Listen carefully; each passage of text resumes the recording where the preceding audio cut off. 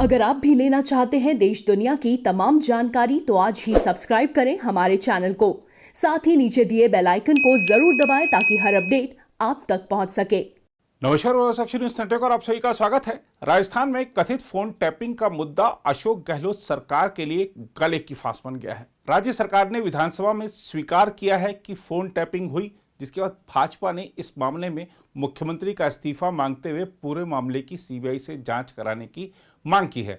हालांकि राज्य सरकार के कैबिनेट मंत्री प्रताप सिंह खाचरियावास ने कहा है कि भाजपा के पास कोई मुद्दा नहीं है, इसलिए वह बेवजह इस मामले को तूल दे रही है। उन्होंने कहा कि किसी भी मंत्री या विधायक की फोन टैपिंग नहीं हुई है, लेकिन इस मामले पर जयपुर से लेकर दिल्ली तक सियासत गर्म हो गई है। मंगलवार को इस मुद्दे पर विधानसभा में जोरदार हंगामा हुआ और दिल्ली में भाजपा प्रवक्ता राज्यवर्धन सिंह राठौड़ ने मुख्यमंत्री पद से अशोक गहलोत के इस्तीफे की मांग कर डाली। यही नहीं, सचिन पायलट खेमा भी इस मुद्दे पर फिर से आंखें तरेर रहा है और कांग्रेस आलाकमान के लिए राजस्थान का बवाल फिर से परेशानी खड़ी कर सकता है।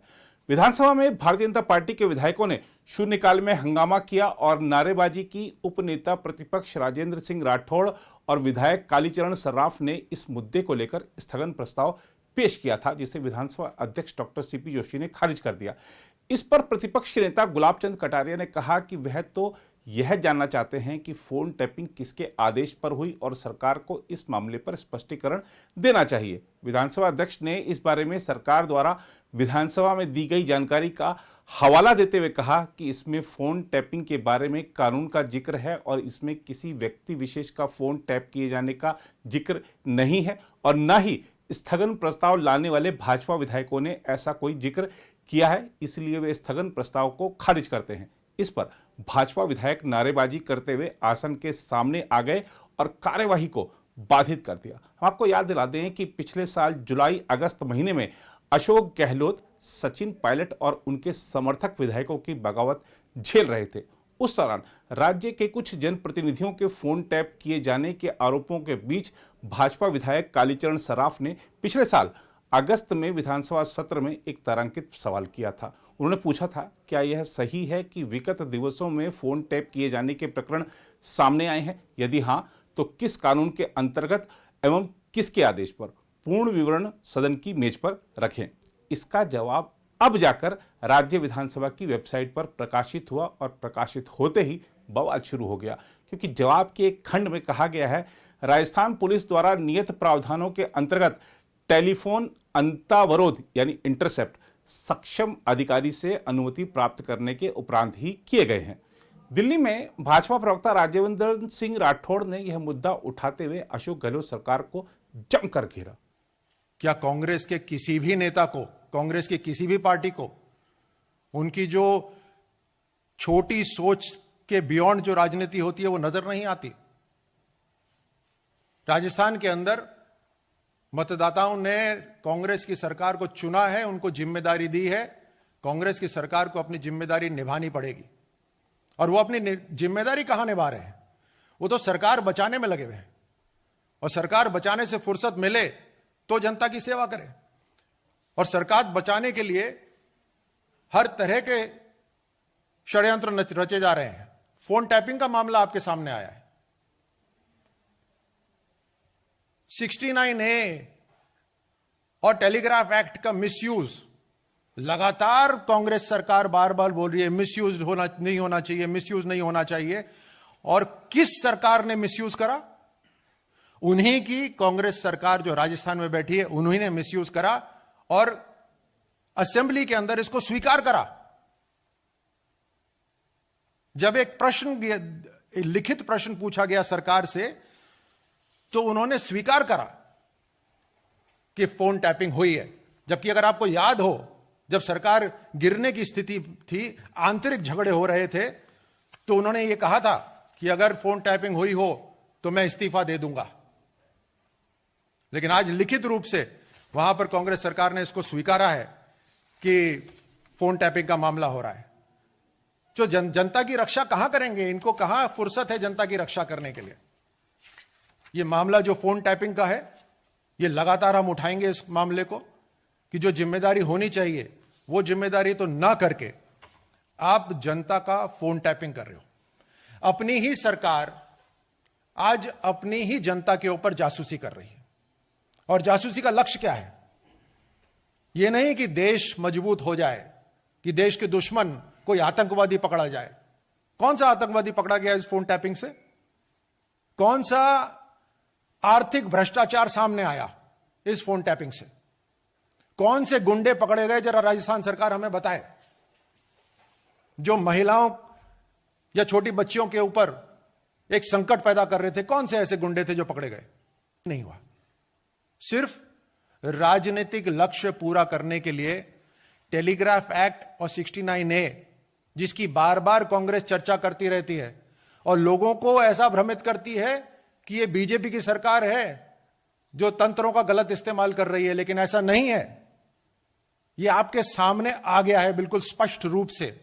अगर पिछले कुछ महीने, कुछ सालों के अंदर किसी सरकार ने अगर तंत्रों का गलत इस्तेमाल करा और उसे असेंबली के अंदर स्वीकार करना पड़ा, तो वह राजस्थान की कांग्रेस सरकार। और यह तो आप अच्छी तरह से जानते हैं, आपके सुनने वाले भी जानते हैं कि यह कांग्रेस के काम करने का तरीका है। ये दशकों से यही काम करते आए हैं और यह भी स्पष्ट है कि आने वाले समय में जहां पे भी इनकी सरकार होगी, ये ऐसे ही तंत्रों का गलत इस्तेमाल करेंगे। इस फोन टैपिंग के ऊपर हम सीबीआई जांच भी मांगते हैं कि इसकी जड़ों तक जाया जाए कि इसका आदेश किसने दिया। क्योंकि अगर गहलोत साहब ने यह कहा उस समय कि अगर फोन टैपिंग हुई हो तो मैं इस्तीफा दे दूंगा, तो हो सकता है गहलोत साहब ने नहीं दिया। और अगर गहलोत साहब ने नहीं दिया तो मुख्यमंत्री के अलावा कौन व्यक्ति है जिसने फोन टैपिंग करवाई? तो इसमें सीबीआई की पूरी जांच होनी चाहिए। ये मुझे लगता है सीएम साहब भी चाहेंगे, राजस्थान के सीएम साहब भी चाहेंगे कि इसमें सीबीआई की जांच हो कि उनके अलावा किसने आदेश दिए। और जरूर अगर उनका मॉरल कंपस सीधा है गहलोत साहब का, तो वो अपनी बात पे अडिग रहेंगे और इस्तीफा देंगे। यही नहीं, राजस्थान भाजपा ने भी इस मुद्दे की सीबीआई जांच की मांग कर डाली है। प्रदेश भाजपा अध्यक्ष सतीश पूनिया ने संवाददाताओं से कहा, यह इतना संगीन मामला हो गया है कि सदन में झूठ बोला गया, व तथ्यों से छेड़छाड़ हुई। मुख्यमंत्री इसके दोषी हैं, जो कि गृह मंत्री भी हैं। कहीं ना कहीं ऐसा लगता है कि मुख्यमंत्री की नीयत में खोट है और वह असुरक्षित महसूस करते हैं। उन्हें तत्काल अपने पद से इस्तीफा देना चाहिए और इस प्रकरण की सीबीआई से जांच होनी चाहिए। सामान्य मसला नहीं है। राजस्थान में इस तरीके की खुद स्वीकार कर चुके मुख्यमंत्री जी की परंपरा नहीं है। तो ये परंपरा तोड़ी किसने और परंपरा तोड़ने की वजह क्या थी?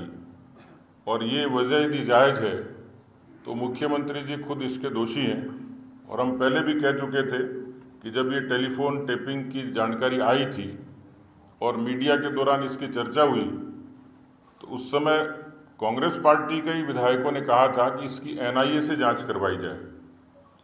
अब मेरा सीधा सीधा सरकार से एक आग्रह है कि जब इतना संगीन मामला हो गया कि सदन में भी झूठ बोला गया, तथ्यों के साथ भी इस तरीके से भ्रांति फैलाई गई, तो इसको स्पष्ट तौर पर मुख्यमंत्री जी इसके दोषी हैं, जो गृह मंत्री भी हैं। अलबत्ता ये शक शुबा पैदा होता है कि राजस्थान में 2.25 साल से राजस्थान में दूसरा गृह मंत्री क्यों नहीं है।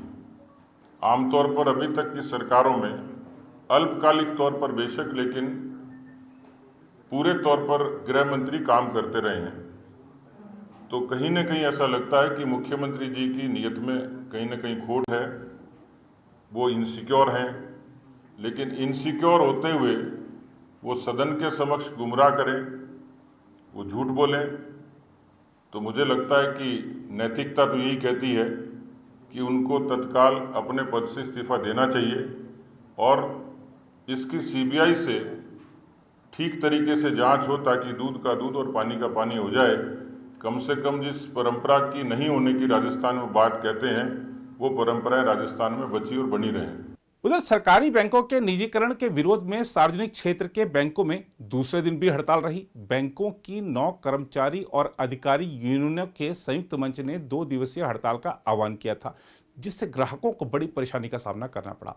सरकारी बैंकों में हड़ताल से ग्राहकों को नकदी निकालने, धन जमा करने, चेक क्लियरेंस आदि सेवाएं नहीं मिल पाई।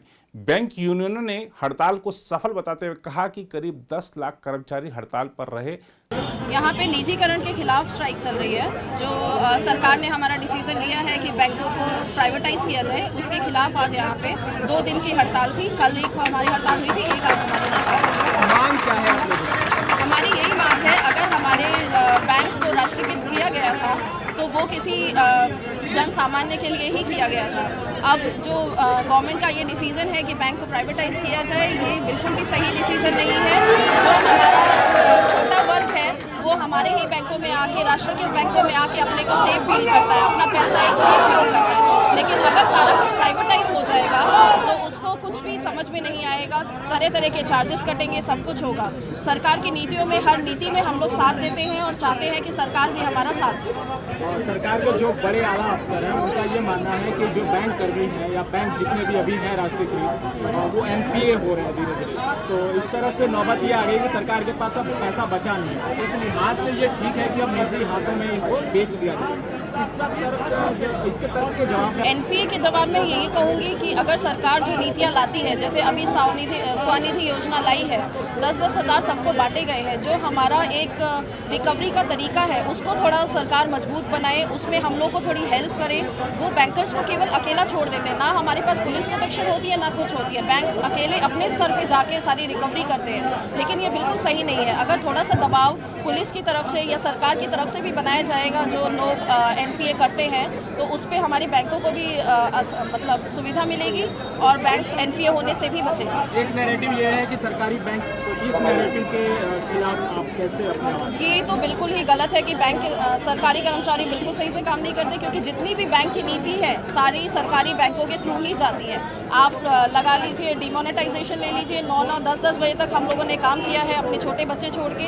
हमारे पास कोई फैसिलिटी नहीं होती थी, लोग बाहर लाइनों में खड़े रहते थे, हम लोग कैसे उन्हें हैंडल करते थे, सब कुछ करते थे। ये सब सरकारी अफसरों ने, सरकारी कर्मचारियों ने ही किया है। उसके बाद जो भी नीति बैंक लाती है, जनधन योजना आप ले लीजिए, 30 करोड़ अकाउंट्स खुलवा चुकी है। कितने अकाउंट्स खुलवा चुकी है जनधन? जहाँ पे बैंक्स पहुँचना मुश्किल है, जो आप लगा लीजिए जो पहाड़ी क्षेत्र है वहाँ पे सारी बैंक्स नहीं पहुँच सकते, लेकिन सरकारी बैंक वहाँ होते हैं और सरकारी कर्मचारी वहाँ जुझारू मतलब काम करते हैं, बहुत अच्छे से काम करते हैं। दरअसल वित्त मंत्री निर्मला सीतारमण ने 2021-22 के बजट भाषण में 2 सरकारी बैंकों के निजीकरण की घोषणा की है।